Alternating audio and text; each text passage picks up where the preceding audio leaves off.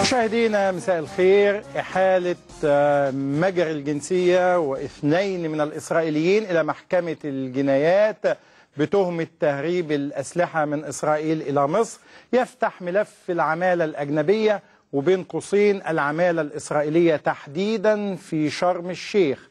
المصريون يعانون من البطالة، وزي ما هنشوفه بعد قليل من خلال المشاهد ومن خلال الصور إنه عدد كبير من الإسرائيليين يعملون في شرم الشيخ، مصيبة تهدد الأمن القومي المصري. شرم الشيخ أصبحت بوابة للجواسيس الإسرائيليين للتجسس على مصر. عايز قبل ما أبدأ حتى النقاش تعالوا شوفوا مجموعة من العاملين والعاملات الإسرائيليات في شرم الشيخ، قضية تهدد الأمن القومي المصري. تعالوا نشوف مجموعة من المشاهد والصور قبل ما نبدأ المناقشة وهنعلق عليها. الصور جاهزة؟ حالا؟ طب يلا جاهز الصور. أقدم معايا أستاذ مؤمن محروس، نقيب مرافق المجموعات السياسية. أستاذ مؤمن أهلا بيك.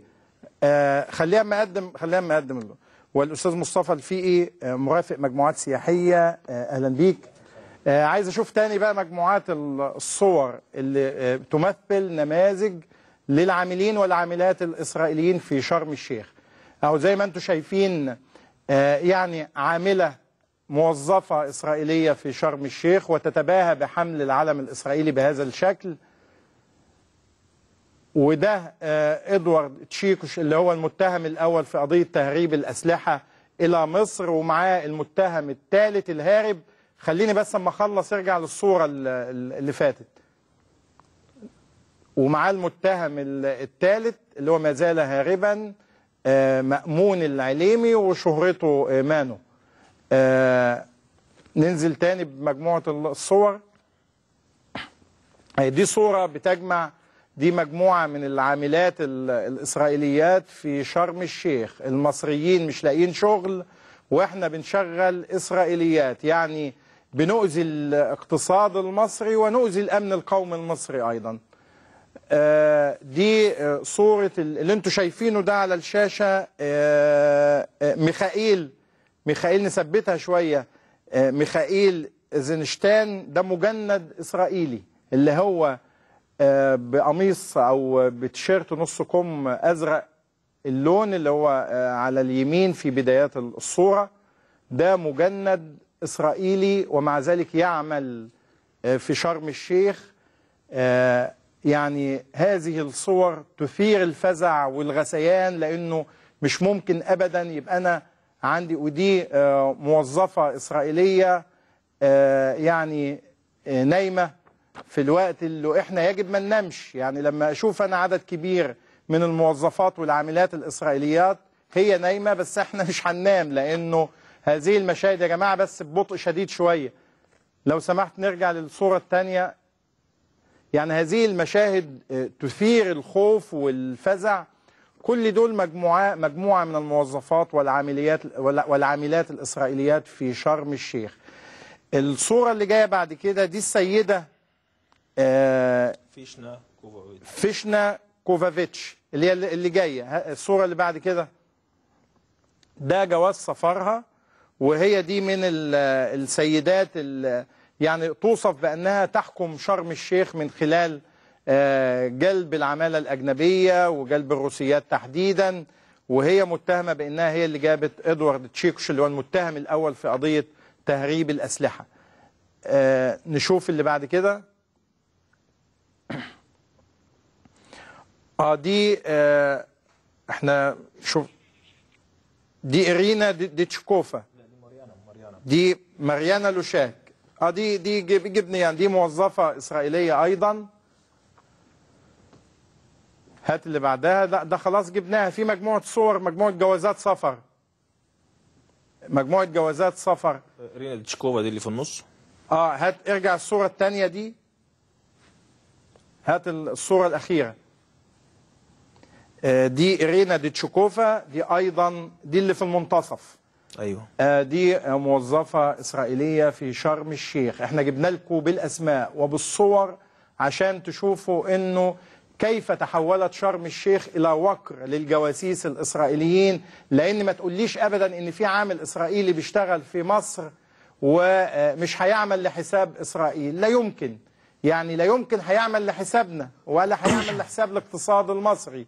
هذه الصور بالاسماء وبالصور نحن ندق ناقوس الخطر.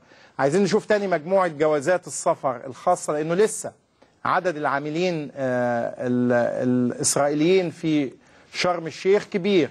دي مجموعة تانية اهو من الصور. دي جوازات سفر لإسرائيليين وإسرائيليات يعملون في شرم الشيخ.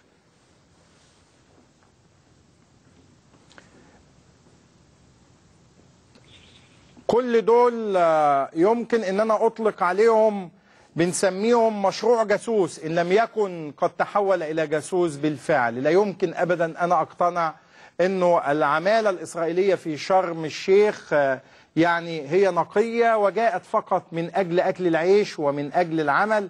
انا اعتقد انها جاءت خصيصا لجمع المعلومات والتجسس على مصر. كيف نقبل ذلك؟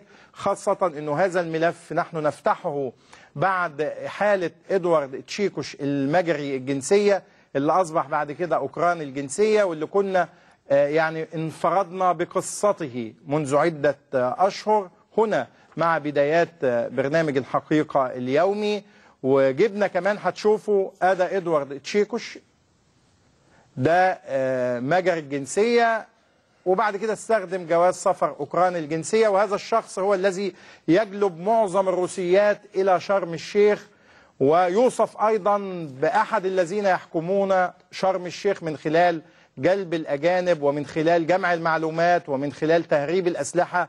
هو الان قدم الى المحاكمة بتهمة تهريب الاسلحة الى مصر. والاسلحة اللي هتشوفوها كما جاء في التحقيقات تعمد ان تكون من نفس نوعية الاسلحة اللي بتستخدمها الشرطة المصرية. ده ليه؟ لانه لو نفذ بيها عمليات قتل هيبقى الايحاء هنا ان الشرطة المصرية هي التي قتلت، وبالتالي هم يستخدمون نفس انواع الاسلحة اللي بتستخدمها او اللي بيستخدمها الجهاز الامني المصري. هات لنا السيارة الدبلوماسية اللي كان بيستخدمها ادوارد تشيكوش دون إذن من وزارة الخارجية، وماشي بيها وكأنه ما فيش دولة تحاسبه. اهو دي سيارة دبلوماسية بيستخدمها. انتوا عارفين انه اللي يستخدم سيارة دبلوماسية لابد ان يحصل على إذن من وزارة الخارجية، ولابد ان يكون من العاملين بالسفارات يعني ضمن البعثة الدبلوماسية لدولة ما.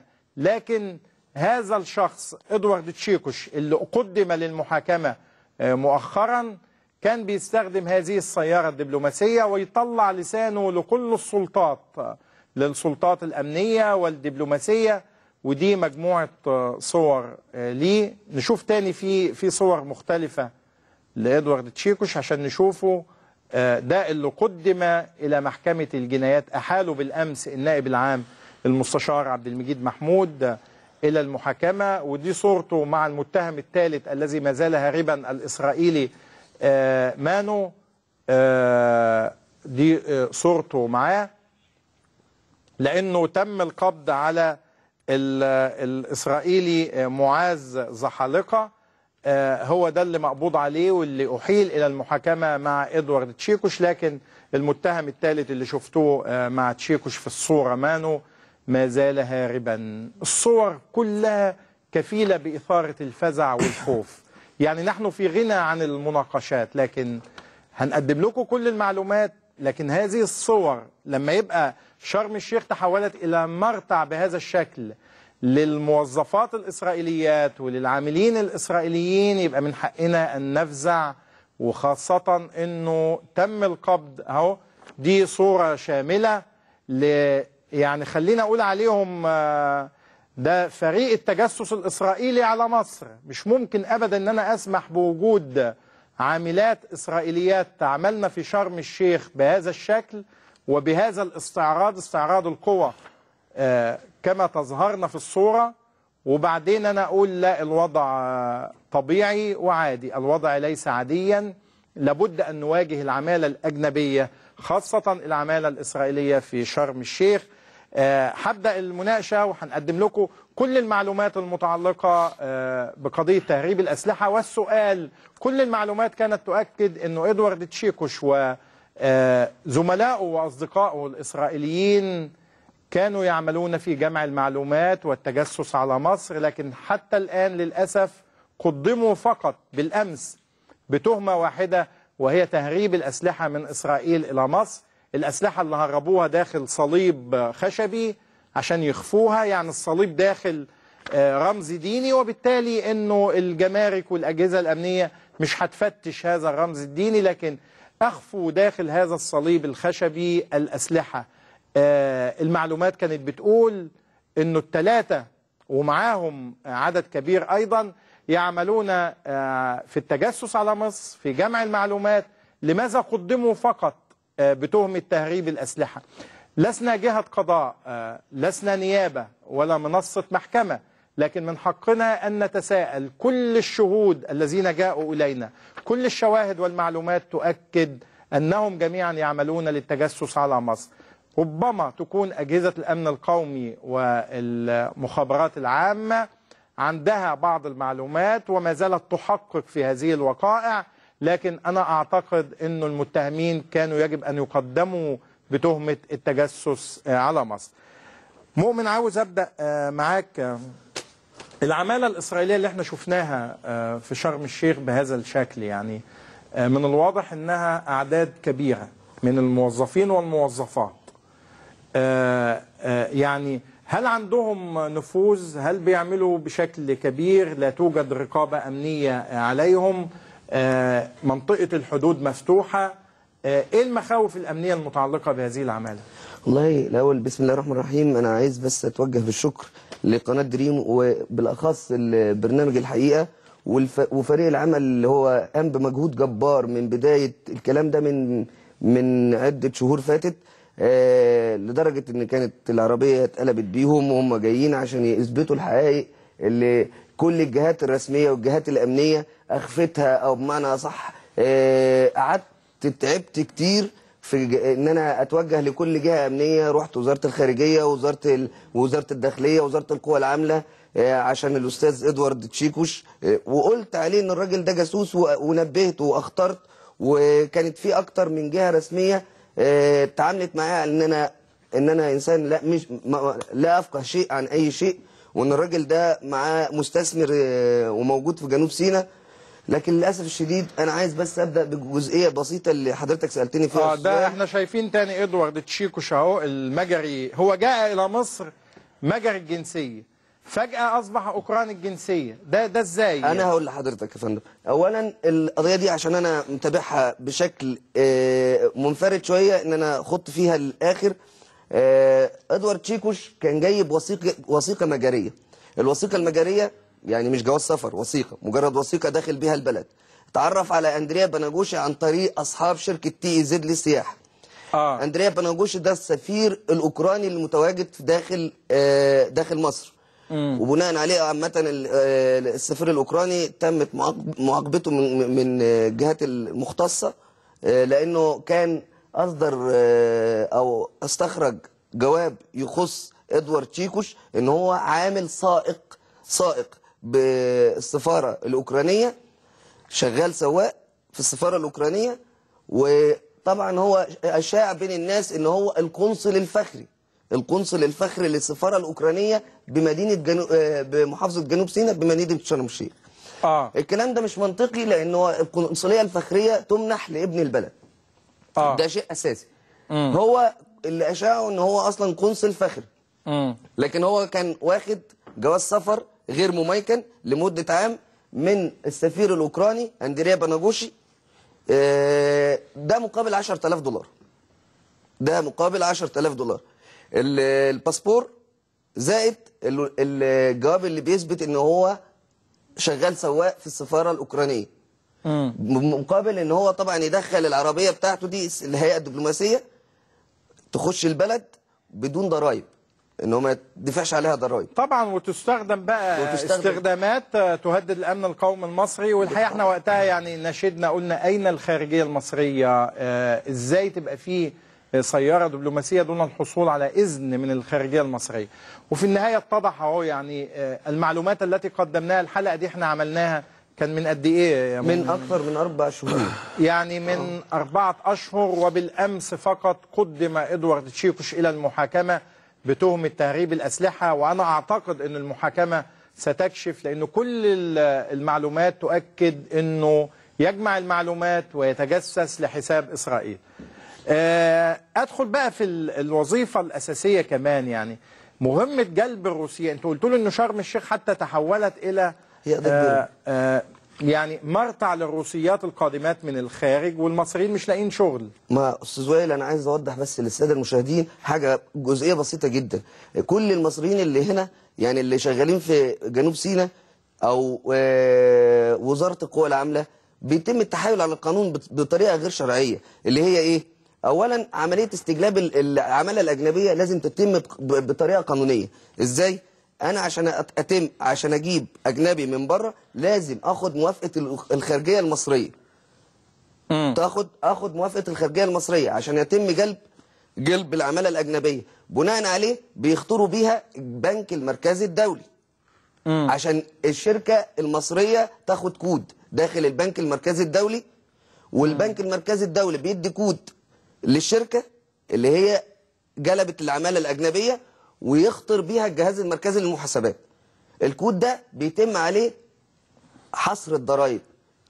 وده ما بيحصلش؟ ما بيحصلش تماما. يعني ادوارد تشيكوش ده يجيب اي افواج روسيات جايين ويقعدهم في شرم الشيخ ويشتغلوا؟ ده اللي بيحصل يا فندم، ده اللي بيحصل ان هو اصلا بيجيب عماله اجنبيه بطريقه غير شرعيه، بيجوا كجست، بيقعدوا اسبوع اسبوعين، وبعد كده بيتم تعيينهم في الشركه، بيعلمهم واحد مصري بيعلمهم ازاي يشتغلوا، في المقابل ان الناس دي اصلا لا بتتكلم عربي ولا بتجيب اي خبره. المفروض جلب العماله بيكون في مهنه فيها ندره، الندره اللي هي طيب ثبت لي بقى الصوره دي اللي هي صوره المجند اللي على الشاشه، المجند الاسرائيلي ميخائيل ايزنشتاين. يعني ده كمان بيشتغل اولا ده شغال في شركه بيجس. بيجس دي لا نكبر الصوره شويه على ميخائيل اللي هو على اليمين. اتفضل. ده شغال في شركه بيجس، وبيجس دي شغاله الكفر بتاعها او الشركه اللي بتغطيها في مصر سيتي فيرست. سيتي فيرست يملكها شخص ما ماشي، صديق شخصي للاستاذ منير فخري عبد النور، الاستاذ مجدي حنين. مجدي حنين اللي هو صاحب شركه سيتي فيرست، نائب رئيس اتحاد الغرف للشركات. دي جزئيه. واحنا هنحاول نجيب الوزير منير فخري عبد النور، لانه الحقيقه لن يقبل لذلك. يعني انا قابلته اكتر من مره، وللاسف الشديد وانا عارف كويس جدا ان هو من رابع المستحيلات انه يعمل مداخله، لان انا عرضت عليه كل المشاكل. انا عايز المجند يعني تاني. هو واضح هم معجبين بصوره الاسرائيليه وهي نايمه في الوقت اللي انا بقول يجب ان احنا ما ننامش. ده يا استاذ وائل بعد اذن حضرتك واذن الاستاذ مؤمن. تمام. دي عامله من ضمن العمليات الموجوده في شرم الشيخ. طب هات لنا الصوره بقى اللي انت المخك حبيبها قوي كل شويه اللي هي دي تسمى او يطلق عليها بالعربي او بالمصري مرافقه مجموعات سياحيه.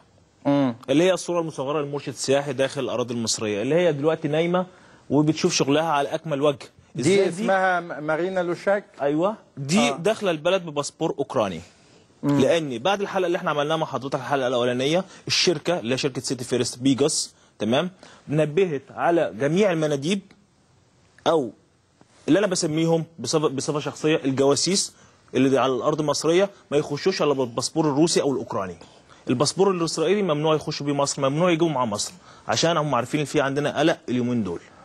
يعني طبعا جواز سفر اوكراني مش هيثير علامات استفهام ولا شبهات. بس يعني احنا بنعرف الكلام ده ازاي؟ من طريقه التعاملات مع الجست، طريقه ولائهم للبلد سواء مصر او اسرائيل. طبعا ما عندهمش ولاء خالص لمصر، ولائهم كله 100% لاسرائيل. وعايز اوضح لحضرتك حاجه بالنسبه لادوارد تشيكوش او بصفه عامه. ادوارد تشيكوش دوت دخل مصر عن طريق مين وازاي؟ ده دخل عن طريق المراه الحديديه اللي يطلق عليها المراه الحديديه، اللي هي فيشنا كوفافيتش. هات لي اول سيده في جوازات السفر. هات لي اول سيده في صور جوازات السفر، هي دي فيشنا. أيوة، هي الست دي كوفافيتش، هي دي. دي دخل عن طريقها. ده دخل عن طريق لو انا صديق شخصي ليها، تمام. هي قامت باستدعائه، يعني ايه اللي هو تجيبه مصر والكلام ده كله، دخلته البلد وعلمته ازاي يتعامل في الشغل، يشتغل في مصر ويتعامل مع المصريين. اول نقطه قالت له لازم تستغنى عن العماله المصريه. ثانيا استقطاب العماله الاجنبيه عشان تقدر تشتغل في هدوء تام في عمليات التجسس. وبدات تديله الدورات والكورسات اللازمه للعمليه دي. الست دي بتعمل تحت مين، او مين اللي بيعمل تحت ايديها؟ الاستاذ محمد حسن عبد العظيم حسين. الاستاذ محمد حسن عبد العظيم حسين ده بكررها تاني مره، ده اللي ماسك مدير الحركه او اوبريشن مانجر في شركه بيجاس سيتي فيرست، اللي المدير التنفيذي بتاعها الاستاذ مجدي حنين، تمام. الاستاذ مجدي حنين ده اللي هو نائب رئيس غرفه المنشآت السياحيه. ده يحمل الجنسيه الكنديه. الاستاذ مجدي حنين يحمل الجنسيه الكنديه، تمام. الاستاذ محمد حسين عبد العظيم ده الدراع اليمين او الكفر اللي بتعمل تحت ايده الست دي. استاذ محمد، عايز اوضح حاجه بالنسبه اللي هي الست فيشنا كوفافيتش، تمام. بيديله كل الصلاحيات، اللي هو الكفر بتاعها اللي يحميها من اي خطر. ودي جنسيتها ايه؟ دي جنسيتها الصربيه الاصل، تمام. الجنسيه الالمانيه، مع الباسبور الالماني، تحمل الباسبور الالماني. وعايز اضيف حاجه بالنسبه للست دي. الست دي تم في يناير 2008 منع دخولها من مصر، لان تم اتهامها منع دخولها لمصر محضر في يناير 2008 في مكتب امن الدوله بشرم الشيخ، اللي هو الامن القومي حاليا، تمام. لان اتهموها بازدراء الاديان، التهنك على الدين الاسلامي واحتكار الشعب المصري، وتم منعها من دخول مصر. انا ليه كانت عملت ايه؟ ازدراء الاديان عملت ايه؟ ازدراء الاديان تم ضبط عنصريه، تم ضبط اوراق عليها لوجو الشركه فيها شتائم للمصريين وازدراء الاديان هنا في مصر، وعمليه الاضطهاد المسلمين والكلام ده كله. يعني بيشتغلوا في مصر وبياكلوا عيش في مصر، كل المستندات والادله من ثروات مصر، سياسه واحده، وبيشتمونا في والاوراق دي موجوده. هي علمتها لادوارد تشيكوش، وبناء عليه نفذها في شركه تي زد للسياحه، اكبر شركتين. والاوراق دي موجوده في مكتب امن الدوله في شرم الشيخ بتاريخ في شهر يناير 2008، تمام. وبرضه الكفر الثاني بتاعهم الاستاذ ومع ذلك لم يتم ترحيلها من مصر. لا، وما زالت تعمل حتى الان في مصر. يعني بتعمل حتى الان في مصر، وبتخش عادي جدا جدا جدا بدون اي حاجه. يمكن بعد 25 يناير انا عايز اوضح حاجات، يمكن حقائق اول مره تتذاع واول مره الناس تيجي تتكلم في برنامج. يمكن الحقيقه هي دي مزاياه. اولا بالنسبه للحقائق اللي احنا هنقولها دلوقتي، يمكن اول مره الناس تسمعها، ان امن الوطني ساعد كتير جدا، امن الوطني بجنوب سيناء ساعد كتير جدا في وجود الست دي داخل البلاد، ساعد كتير جدا في وجود ادوارد تشيكوش داخل البلاد. جهات امنيه كتيره ساعدت ادوارد تشيكوش انه يتحرك بصفه رسميه وبطريقه، يعني مش عايز اقول لحضرتك ان هي طريقه من اهل السلطه، يعني كان مجاور لاهل السلطه. بس خلي بالك يا مؤمن، يعني مش عايز، يعني لانه في النهايه الجهات الامنيه هي اللي القت القبض عليه وقدمته، وهم كاتبين معلومات كامله عنه انهم كانوا بيتتبعوه. يعني ممكن بعد الحلقه اللي احنا عملناها، معلش انا اسف، بعد الحلقه حضرتك يمكن احنا اتقابلنا بعد الاستاذ مصطفى معد البرنامج بتاع حضرتك ما جه واتصل بيا بطريقه غير يعني صدفه، جت صدفه.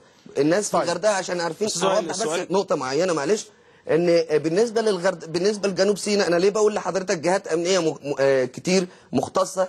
احنا بعد برنامج الحقيقه ابتدت الناس تتفتح عينيها، ابتدت تحسس ان الموضوع مش سهل، الناس مش ساكته، البرنامج مش هيسكت. وعارفين حضرتك كويس جدا انا بتكلمش وما بجاملش حد، انا بتكلم على الهوا دلوقتي والناس كلها عارفه كويس جدا الكلام اللي انا بقوله، ان تمت اثاره المشاكل وابتدت المشاكل على ادوارد تشيكوش بعد حلقه برنامج الحقيقه اللي احنا كنا ضيوف البرنامج مع حضرتك فيها. طيب نكمل مصطفى. يعني هنا احنا بنتكلم، عايزين ننوع كمان نشوف مين اهم المحطات في العماله الاجنبيه. انا عايز كمان الجندي اللي احنا كنا لسه هنكمل، ميخائيل ايزنشتاين، ازاي يبقى مجند الجندي دوت يا استاذ وائل؟ قصته دوت ابتدت من 3 سنين هنا داخل الاراضي المصريه. هات لنا صوره ميخائيل ايزنشتاين الجندي الاسرائيلي اللي هو اللي كانت موجوده معانا من شويه. اتفضل. ده قصته ابتدت من اهو.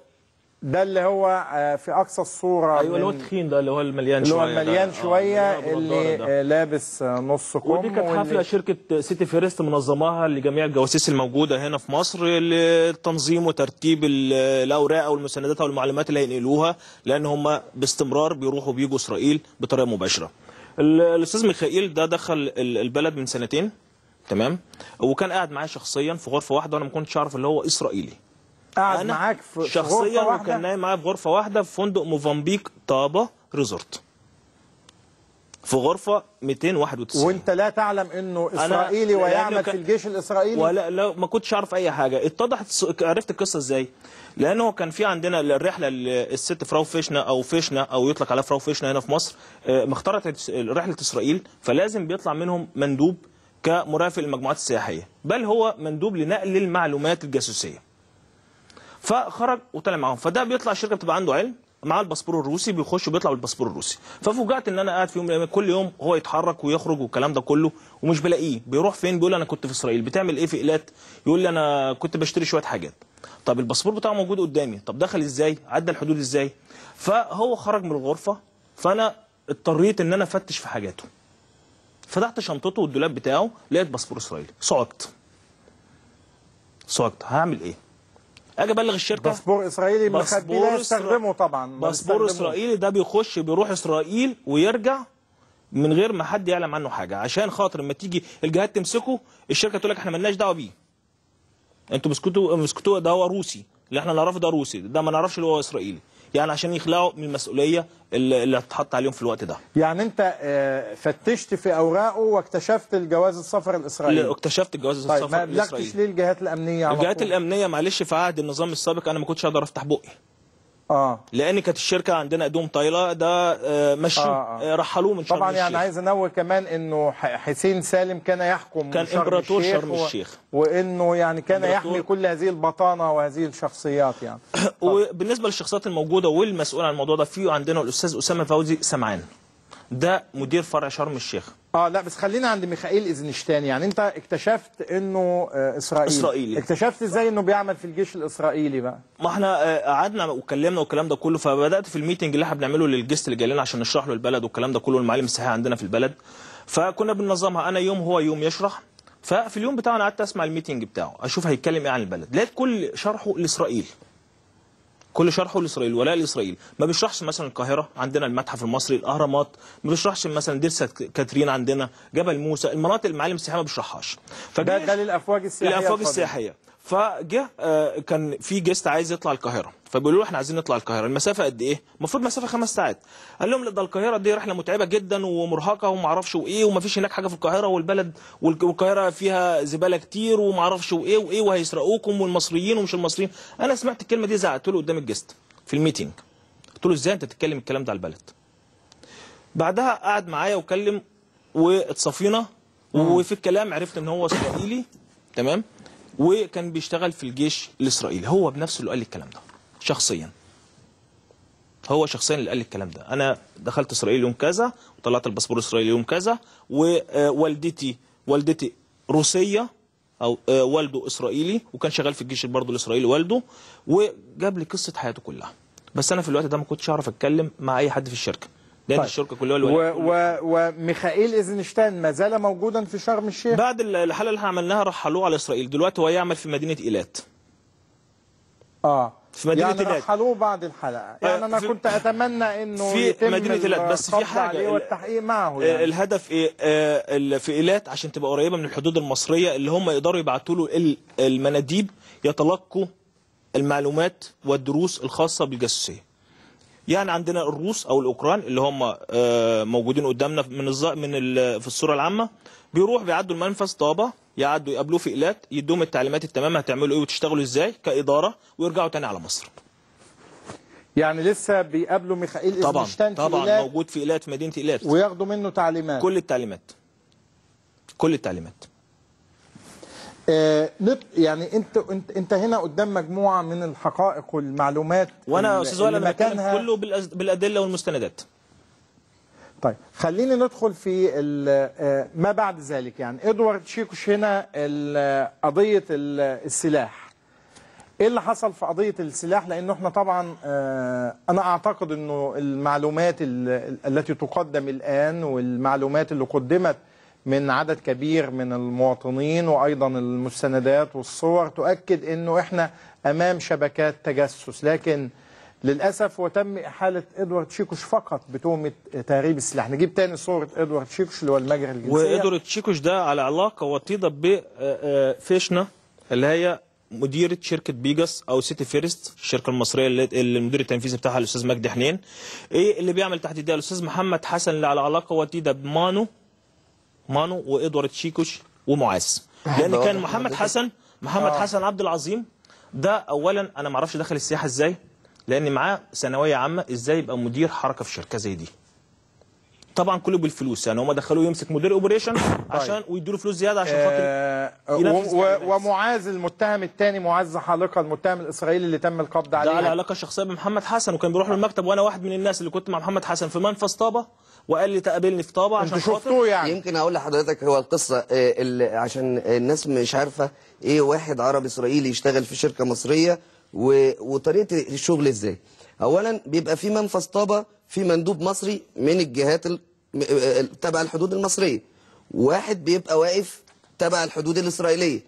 الناس دي يعني هم بيسلدوا الاسرائيليه، الناس دي يعني هم بيسلدوا الاسرائيليه، الناس دي يعني هم بيسلدوا الاسرائيليه، الناس دي يعني هم بيسلدوا الاسرائيليه، الناس دي يعني هم بيسلدوا الاسرائيليه، الناس دي يعني هم بيسلدوا الاسرائيليه، الناس دي يعني هم بيسلدوا الاسرائيليه، الناس دي يعني هم بيسلدوا الاسرائيليه، الناس دي يعني هم بيسلدوا الاسرائيليه، الناس دي يعني هم بيسلدوا الاسرائيليه، الناس دي يعني هم بيسلدوا الاسرائيليه، الناس دي يعني هم بيسلدوا الاسرائيليه، الناس دي يعني هم بيسلدوا الاسرائيليه، الناس دي يعني هم بيسلدوا الاسرائيليه، الناس دي يعني هم بيسلدوا الاسرائيليه، الناس دي يعني هم بيسلدوا الاسرائيليه، الناس دي يعني هم بيسلدوا الاسرائيليه. والاخير هو اسرائيل. في نقطه مهمه يا استاذ وائل، بدايه هدمه للمسجد، بداية الحرب الداخلية مع المناديب المصريين المسلمين والمسيحيين اللي اعترضوا. حتى المسيحيين اللي شغالين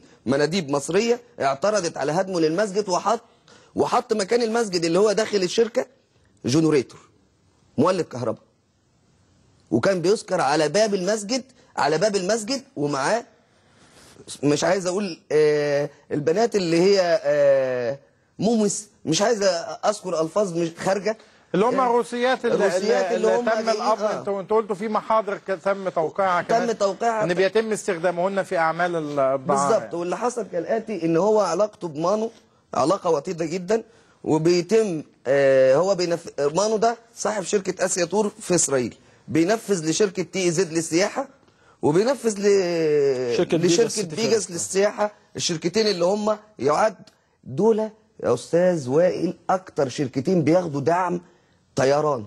ده النقطه اللي احنا عايزين نتكلم فيها. دعم الطيران ده يا استاذ وائل يعني ما هو ده يدخلني بقى هنا. انا عاوز اشوف ايه اللي انا بستفيده دلوقتي، لانه عايز اوضح للمشاهدين انه الافواج السياحيه بتقعد بتيجي شرم الشيخ، بتقعد او ما بتقعدش ثم تنتقل لاسرائيل. انا اقسم بالله ايه اللي انا بستفيده؟ ايه اللي بيستفيده الاقتصاد المصري؟ اقسم بالله الزبون هيجي مصر، السايح هيجي مصر. السايح مش محتاج ان انا اعمل له ده. انا هقول لحضرتك على التحايل دلوقتي اللي عملته السلطات الروسيه ضد الجهات المصريه. هم بيقولوا ان طبعا عشان استاذ معالي الوزير منير فخري عبد النور ما قابلش وزير السياحه الروسي لما جه مصر، دي كانت مشكله من ضمن المشاكل. ده طبعا مش منطقي. هو اللي حصل كالاتي، اللعبه كانت عباره عن ان الحكومه المصريه عن طريق وزاره السياحه الممثله في وزاره السياحه ابتدت تدي دعم للطيران العارض. الطيران العارض بياخد من كل شركه بتاخد 50 مليون جنيه. 50 مليون جنيه. لو هنقول كل شركه بتطلع 10 طيارات يوميا، 10 طيارات في الاوقات العاديه يا استاذ وائل الطيران ما بيجيش بنسبه 80%. يعني في الهاي سيزون في الموسم ما بيجيش بنسبه 80%. هو بيبدا يدي الدعم المادي، معالي الوزير بيدي الدعم المادي بدايه من 65%. الطياره فولت 65 ل 94، يعني 94.5 ما يدلوش دعم. حاجه مغزيه، يعني حاجه تموت من الضحك. يعني ومعي أنا 94 ونص برضو لا انت مالكش دعم. فبالتاكيد الشركات الاجنبيه، الشركات العارضه، الشركات الاجنبيه اللي بتاخد الدعم، مصر ما بتستفادش منه شيء. يعني انا لما قعدنا نحسب استاتستيكا كده، احنا قعدنا نحسب قيمه الدعم يعني احنا بندعم هذه الشركات الاجنبيه بدل ما ندي المصريين ونقول لهم اشتغلوا، لا ده احنا بندي الاجانب الشركات الاجنبيه وبنخليهم يعملوا بيتعاقدوا مع الفنادق مباشره، يعني ما فيش وسيط. طب ما هيقول لك انهم بيجيبوا افواج سياحيه يجيبوا الى افواج مصر عن طريق مصر يا استاذ وائل. احنا عندنا شركات دلوقتي مجرد يافطه مش اكتر، في شركات مصريه مش شغاله، حرام. في كوادر مصريه في كل مجال، اقسم بالله في كل مجال. اعمل سيرش على اي مجال، اي لغه في الدنيا هتلاقي فيها واحد مصري، اقل من 3 4 مصريين مستحيل. احنا ما عندناش ندره، احنا الكفاءه اللي موجوده عندنا. انت عايز تجيب هات ناس كفاءه وما يتمش بالقانون. القانون المصري في نقط للاسف الشديد هم بيتلعبوا بالقانون المصري ليه؟ في نقط معينه. انت عشان تجيب عماله اجنبيه يبقى لازم على الاقل يا استاذ وائل. مصطفى عشان قدامنا يعني قبل ما ننهي هذه المناقشه قدامنا انت عندك معلومات تانية طبعا. معلومات طبعا تانية يا استاذ وائل. بالنسبه الاول معلش نرجع لنقطه الجاسوسيه تاني. ليه الشركات دي بتبعت الناس دي اسرائيل او عن طريق اسرائيل؟ اولا او بتجدد لهم الفيزا زي ما بيقولوا، احنا بنبعت الناس عشان يجددوا فيزا فقط مش اكتر ولا اقل، لا بالعكس دول بيجددوها عن اسرائيل عن طريق اسرائيل عشان تبقى رسميه وقريبه بالنسبه للمنفذ بتاع طابه، وبعد كده يرجعوهم تاني عندنا هنا مدن شرم الشيخ، طابه، نويبع، دهب، مرسى علم، الاقصر، اسوان، يوزعوا كل المناديب او الجواسيس على مستوى الجمهوريه، وكل 6 شهور يبدا تغيير الاماكن بتاعتهم بارقام تليفوناتهم، زي ما حصل بعد الحلقه اللي فاتت لما انا ظهرت الورقه المكتوب فيها الارقام تليفونات واساميهم، غيروا ارقام تليفونات المناديب وجبت ورقه ثانيه بالاماكن اللي هم قاعدين فيها. انا عايز اقول لحضرتك في حاجه ليه ايه خطوره المناديب؟ انا عايز اشرحها بس بشكل خطوره التتبع يا باشا، خطوره التتبع يا استاذ وائل.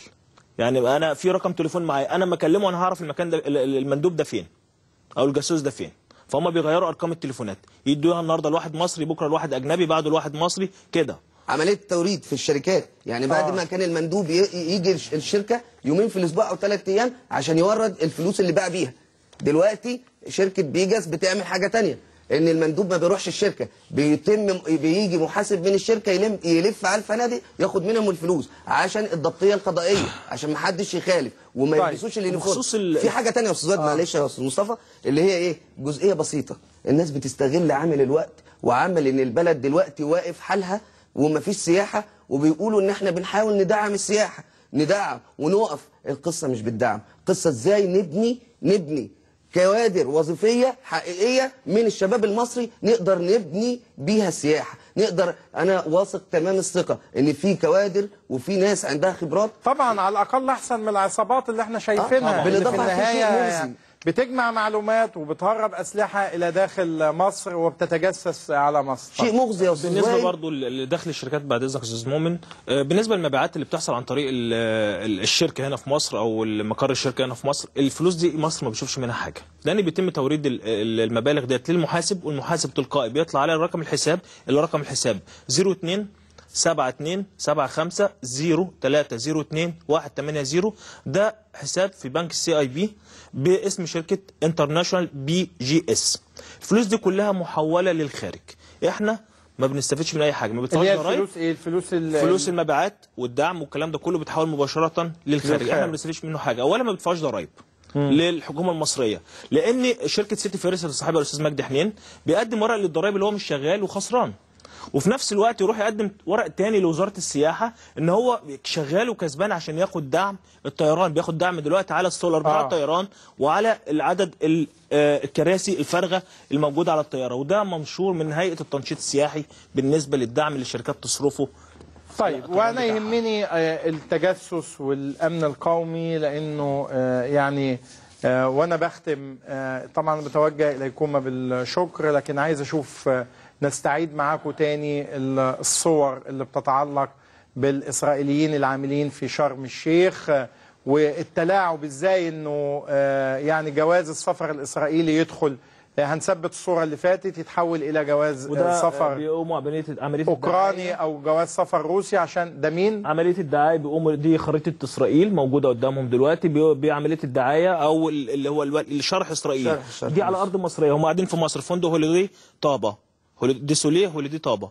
المفروض ده على أرض مصرية، يشرحوا المصريين، يشرحوا بلدنا، لا بيشرحوا إسرائيل للجست الموجود عندنا. ده تطبيع، ده تطبيع، ده تطبيع، ده تطبيع كلمة مهذبة، ده تهديد للأمن القومي. ودي ودي المندوبة دي اللي هي مقيمة هنا في مصر وطلعت بصفتها مندوبة تابعة للشركة مع الجست ده ولاءها لإسرائيل، بدليل اللي هي ماسكة علم إسرائيل هناك في إسرائيل.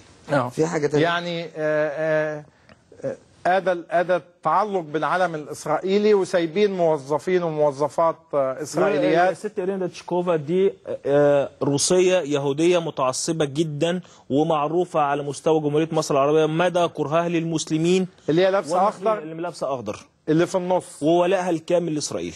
ولو جيتوا صورة وهي مثلا معلش وهي لابسة حاجة هتلاقي هنا نجمة داوود موجودة هنا في الجزء ده الخلفي. نجمة داوود في رقبتها. أيوة، من الخلف. من الخلف. دي متعصبة يعني جدا جدا جدا وبتكره المصرية، وما زالت تعمل في شرم الشيخ. وما زالت تعمل في شرم الشيخ. ودي صورة كاملة ده موجودة. أنا الحاجة اللي عايز أتكلم فيها معلش يا زوال قبل ما ننهي الحلقة، اللي أنا يعني المطار ده كيان الدولة، ده منطقة محظورة زي منطقة عسكرية. إزاي المجموعة دي الجواسيس أو المناديب الأجانب يخشوا المطار بدون تصريح؟ انا واحد مصري ما اقدرش اخش المطار الا بتصريح. ازاي ده يخش المطار؟ فين امن المواني؟ فين المخابرات العامه؟ فين امن الدوله؟ دخلتهم ازاي مع الجست؟ انا واحد ما بخش المطار بيوقفني، فين بطاقتك؟ فين الكارنيه بتاعك؟ اي فندق، مش اي طيب. وده ميخائيل ايزنشتاين اللي ده زعيم العصابه، ده زعيم العصابه، ده مجند اسرائيلي. ومصطفى كان اكتشف جواز سفره الاسرائيلي وكان عايش معاه شخصيا واللي ينكر كده انا مستعد لاي حاجه اواجهه شخصيا. تواجهه شخصيا. طبعا احنا بنقدم هذه المعلومات لانه يعني جهات التحقيق خلينا نثبت اللي فاتت صوره المجند تاني. دي السيده فيشنا. يا ريت بس لحظه عند السيده دي حاطه يافطه كبيره كده على مكتب المصريه، على مكتب بيجاس، مكتب سيتي فيرست اللي هو المفروض الكفر بتاعها سيتي فيرست شركه مصريه، لا للعماله المصريه. يعني بين قوسين المصريين مش بتوع شغل. تعرف يا استاذ وائل، مش بتوع شغل، مش بتوع شغل. ارباح كده. ارباح يعني الجزئيه دي يعني خلت الناس يعني مدى الغباء المتوفر لدى الاجانب اللي موجود. تعرف استاذ وائل، ارباح شركه بيجاس او سيتي فيرست لحد دلوقتي تمام من تنشيط السياحه في اسرائيل. ودي ايضا من الموظفات، ده من ضمن الموظفات الموجوده هنا وبتعمل في شركه بيجاس او سيتي فيرست اللي صاحبها الاستاذ مجدي حنين. الشركه دي ارباحها لغايه النهارده اللي هو مدى ولاهم لاسرائيل وارسال الجست لاسرائيل 60 مليون دولار حتى وقتنا هذا. 60 مليون دولار حتى مصر بتستفاد منها ب 6 دولار. يبقى احنا قدمنا اليكم كل المعلومات المتعلقه. الحقيقه المشاهد اللي انا شفتها تخلينا نتساءل، احنا في مصر ولا في اسرائيل؟ هل تحولت شرم الشيخ الى مدينه اسرائيليه؟ هل اصبحت بوابه للجواسيس اللي احنا شفناهم؟ مش ممكن ابدا عماله اسرائيليه او انه حد يدخل بجواز سفر روسي او اوكراني وبعد كده او حد يدخل اسرائيل ويرجع لي بالجواز السفر الروسي والاوكراني زي ما انت بتقول، علشان انه ده بالنسبه له اسهل. وبعدين نكتشف انه من ضمن هذه العماله من يعمل في الجيش الاسرائيلي غسيل اموال كمان. بالاضافه ده هتلاقي فيها كل. انما اللي انا شايفه ده يخليني اتساءل، احنا في مصر ولا في اسرائيل؟ ويخليني اتساءل ايضا قضية العمالة الأجنبية في شرم الشيخ تحديدا. سالت الدماء من أجل تحرير شرم الشيخ، هل يمكن أن احنا نفرط فيها بهذه السهولة وأحولها إلى مرتع للجواسيس بهذا الشكل؟ يعني هل هي مدينة ليست للمصريين؟ يعني خيرها مش للمصريين؟ يجي الأجانب والإسرائيليين تحديدا ويستفيدوا من شرم الشيخ بهذا الشكل ويجمعوا المعلومات ويتجسسوا؟ أعتقد أنه ده يحتاج إلى وقفة، يحتاج إلى تحقيقات. بالأمس قدم النائب العام المستشار عبد المجيد محمود أحد ما يمكن أن نسميهم حكام شرم الشيخ إدوارد تشيكوش المجري الجنسية، اللي اكتشفنا بعد كده أنه أوكراني الجنسية، مع أنه في كل الأحوال هو إسرائيلي الهوى. تم القبض عليه مع 2 من الإسرائيليين، أحدهما ما زال هاربا اللي احنا شايفينه على الشاشة، وهو يقوم بتهريب الأسلحة داخل صليب خشبي، يعني حتى بيستغل الرموز الدينية حتى لا يتم تفتيشها. هذا الشخص أعتقد من خلال المعلومات اللي قدمناها ومن خلال الشهود يمكن أن يقدم بتهمة التجسس على مصر. ما يحدث في شرم الشيخ يحتاج إلى وقفة. لا يمكن أبدا أنه ده لا يهدد الاقتصاد الوطني فقط. الناس مش لاقية شغل وأنا جايب عمالة أجنبية وبعضها عمالة إسرائيلية، وكمان في نفس الوقت إنها لا تهدد الاقتصاد القومي ولكن تهدد الأمن القومي أيضا. بعد الفاصل كلمة واحدة المناقشة الثانية. اتفضل يا مؤمن. عشان معلش أنا آسف، أنا بناشد وزير الداخلية إنه يراجع بس جنوب سيناء. جنوب سيناء دولة لوحديها. للأسف الشديد في جهات زي ما ساعدت إدوارد قبل 25 ما زالت الناس دي موجودة في جنوب سيناء حتى الآن. ما زالت إن في سلطات رسمية لغاية دلوقتي. إحنا كنقابة إحنا عددنا كبير في جنوب سيناء وفي البحر الأحمر مستعدين للعمل التطوعي كنقابة مناديب شركات للعمل التطوعي مجانا. إن إحنا للضبطية القضائية ما فيش أكتر من كده. يبقى إحنا يعني هنناشد، وإحنا طبعا بندعو إنه الناس زي ما أنتم شايفين يتعاونوا مع حتى جهات الأمن اللي عنده معلومات، لأنه إدوارد شيكوش ده احنا قدمنا هذه المعلومات من 4 شهور، وبالأمس فقط قدم إلى المحاكمة بالتهم اللي شفتوها. اللي عنده أي معلومات، بالإضافة لمناشدة مؤمن إنه المسألة لا تقتصر على هي مناشدة لوزير الداخلية اللواء محمد إبراهيم، لكن أيضا جنوب سيناء تحديدا يعني في جهات أمنية متعددة، المخابرات العامة والأمن القومي. أعتقد أنه كل هذه الجهات معنية بما يحدث هناك. شرم الشيخ في خطر، لأنه اللي أنا شايفه ده يهدد الأمن القومي المصري. بعد الفاصل هنواصل مناقشة الأمس. هل توافقون على الحملات الشعبية لحماية الكنائس ليلة رأس السنة ومع احتفالات المسيحيين بأعيادهم؟ بعد الفاصل.